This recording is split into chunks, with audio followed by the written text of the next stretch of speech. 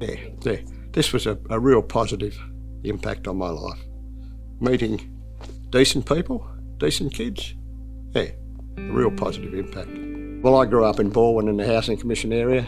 It's a very, very wealthy area now because it's in the catchment area for the Balwyn High. So our house, our backyard was subdivided and it's got 2 mansions on there, but when I lived there it was the Housing Commission rental. It's obviously me with my father in uniform. My father was one of those who the war made an alcoholic. So my life was basically hiding from home, which never helped my education because I didn't study.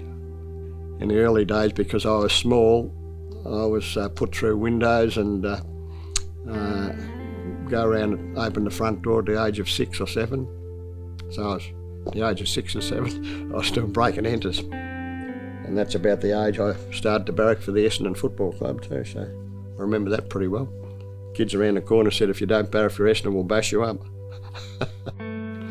We all rode our bikes to school, coming up Windmally Road.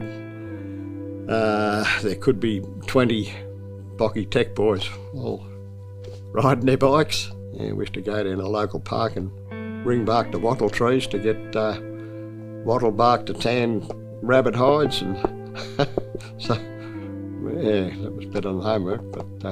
But I used to love the intellectual side of school. I loved the learning. Problem solving in my environment then was a matter of necessity.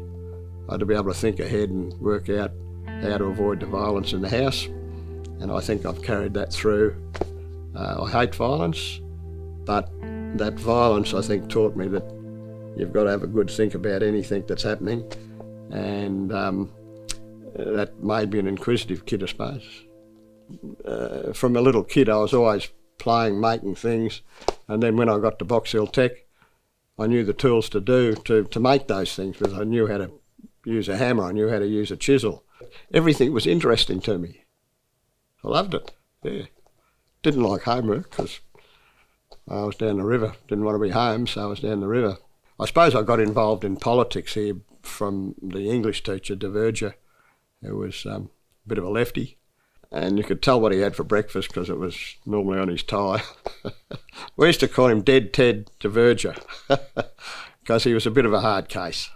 But his general philosophy of life and probably at that stage I was already becoming a bit of a political animal.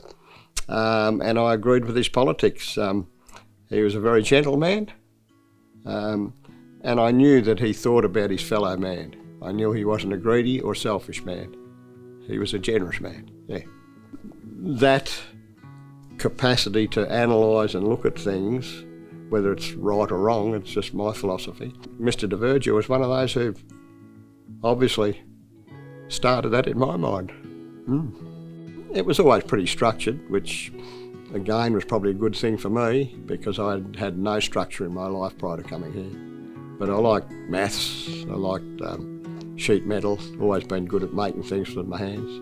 Previously at the state school, I was in trouble all the time because I couldn't sit still and listen. But I never had that problem because my ears were open here because I was interested. The family decided I would go and work for my uncle in his electrical contracting business. At 18 I went into car racing. I'd started work before the end of the school year, not knowing anything about cars at all, but being not bad with my hands, I quickly became pretty proficient at building a race car engine. That was, I'd say, all attributable to the school here. Certainly I've had prepared to have a go, and the school taught me to think. I think it's probably taught me to learn, maybe. I'll look at something, and I've just got to find out why.